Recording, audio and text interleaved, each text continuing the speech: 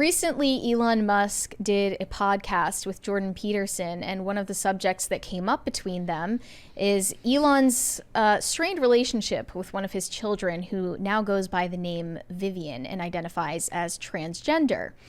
He said, quote, "The woke mind virus killed my child. My son is dead." So let's hear it from Elon Musk about how he feels his son was brainwashed by the woke mind virus. Let's see if we can play this clip here. Hold on, guys. I was essentially tricked into signing documents for one of my older boys, Xavier. This was before I had really any understanding of what was going on, and we had COVID going on, and so there was a lot of confusion. I was told, Xavier might commit suicide if he. That was a lie right from the outset.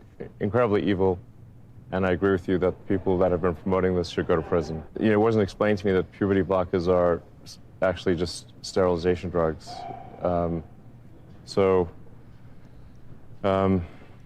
Anyway, and so I lost my son, essentially. They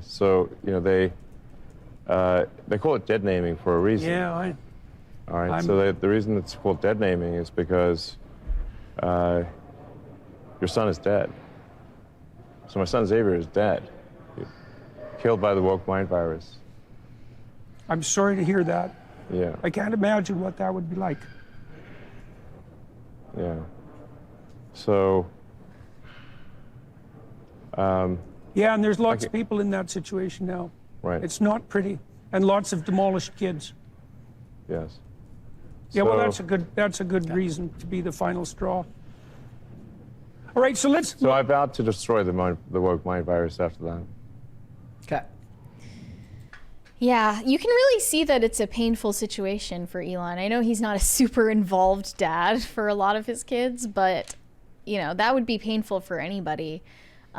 His child used to go by Xavier, born male, now identifies as female and goes by the name Vivian. They are 20 years old, and I saw a tweet from Peachy Keenan saying Xavier Musk was transitioned at Crossroads, a famous super progressive private school in LA, where most of the Hollywood elites, actors, and agents send their kids. Jack Black is an alum. And this is where Serafina Affleck now identifies as trans, named Finn, and J-Lo's non-binary daughter go. Long before it was trendy, Crossroads was forcing kindergartners to choose their own pronouns and announce them in class when they spoke. The place is super effed up. Epstein Island for the low, low price of $70,000 a year. Damn. So that sounds like the pipeline for kids to adopt identities like this. And it's very common. It doesn't have to be at a super expensive private school in LA. You can find that on the internet for free. And there's already going to be loads of identity issues when it comes to the kids of famous parents, right? Who are already going to have a lot of struggles and issues that the average person just doesn't have to deal with because they're dealing with being the children of famous people. Although now too, like the identifier thing is, it's a rite of passage in America, right? I mean, I think I've talked about this before, but it's like all of the other rites of passage have been completely obfuscated. We've had that discussion. I think we had the discussion before, like prom, bar mitzvahs, yeah. confirmations. Yeah. Now it's like, what gender do you want to be when you grow up? I want to be an asexual lesbian man.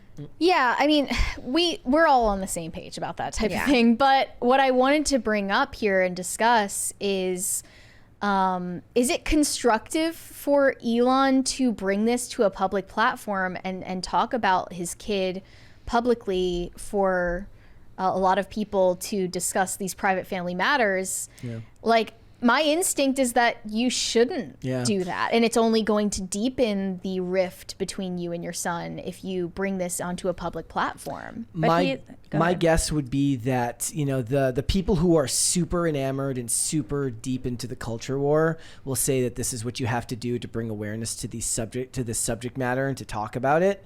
But the people who aren't so, you know, hell-bent on the culture war might tell you that if the goal here is to fix your relationship with your kids, that making this a public display isn't the best thing. I think there's a lot that Elon keeps private. It's interesting what he decides to make public about his personal life and his family, because I could see that pain on his face.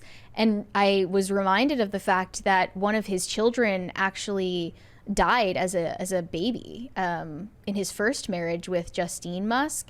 He experienced a very early child loss, and now he feels probably like he's going through that all over again. But what's not going to help the situation is inviting the internet into that conversation, because now his child, who goes by Vivian, decided to release a public statement in response to what he said on the podcast on Threads, because some people still use Threads. Well, at least your dad owns X, and you hate your dad, you're not going to use X. Yeah. Why would you do that? Here's what the statement says from his child, Vivian. There's a lot of stuff I need to debunk, which I'll get into, but I want to start with what I find funniest, which is the notorious slightly autistic tweet. Here is the tweet in the screenshot. Elon said, Xavier was born gay and slightly autistic, 2 attributes that contribute to gender dysphoria. I knew that from when he was about 4 years old, and he would pick out clothes for me to wear like a jacket and tell me it was fabulous, as well as his love of musicals and theater. But he was not a girl. The thread continued saying, this is entirely fake. Literally none of this ever happened, ever.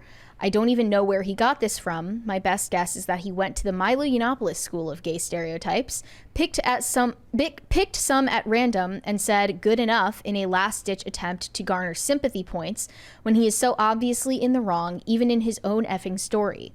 I did not have a love of musicals and theater when I was 4 because I was 4.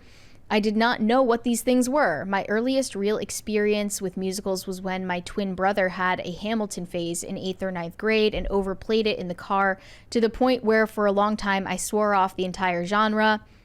I never picked out jackets for him to wear. I was most certainly not calling them fabulous because WTF. I did not use the word fabulous when I was 4 because, once again, I would like to reiterate, I was 4. This is so obvious, I don't even think it warrants explanation, but apparently people believe this nonsense, so here I am. Honestly, this entire thing is completely made up, and there's a reason for this. He doesn't know what I was like as a child because he quite simply wasn't there. And in the little time that he was, I was relentlessly harassed for my femininity and queerness. Obviously, he can't say that, so I've been reduced to a happy little stereotype effing along to use at his discretion. I think that says a lot about how he views queer people and children in general. As for if I'm not a woman, sure, Jan, whatever you say. I'm legally recognized as a woman in the state of California, and I don't concern myself with the opinions of those who are below me. Obviously, Elon can't say the same because in a ketamine-fueled haze, he's desperate for attention and validation from an army of degenerate red-pilled incels and pick-me's who are quick to give it to him. So go touch some effing grass. I was with them in the first 2 paragraphs. It did sound a bit ridiculous to me. Sounds cartoonish. It did, but then in the second 2 paragraphs, lost me.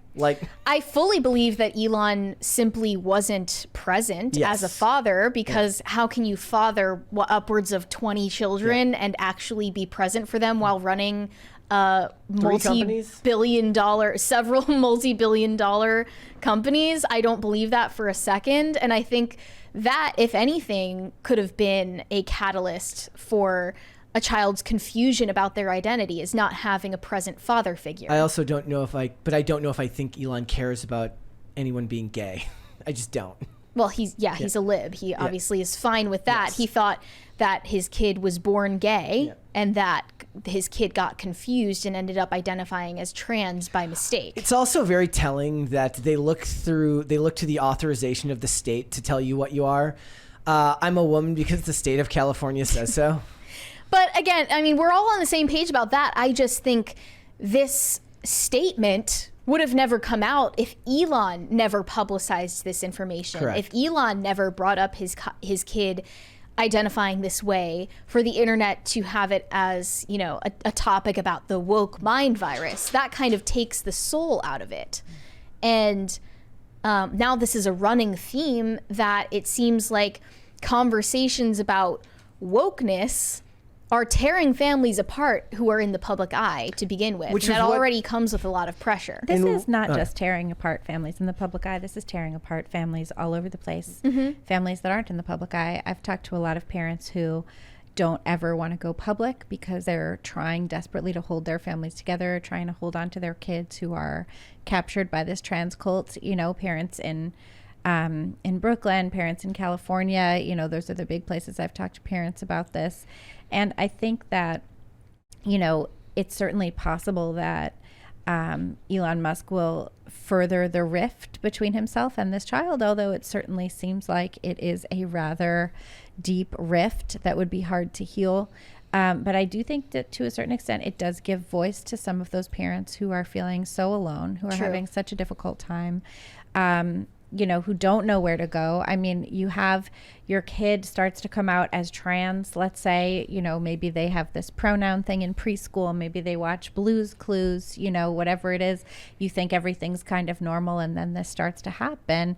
You can't go to the school because the school will say, you know, you're a bigot and we're going to call Child Protective Services to take your children away, which has happened and continues to happen a fair bit. You can't go to mental health professionals because they'll do exactly the same thing. If you're not a church-going person, which we know religious affiliation and church-going is definitely in decline, you don't have that option.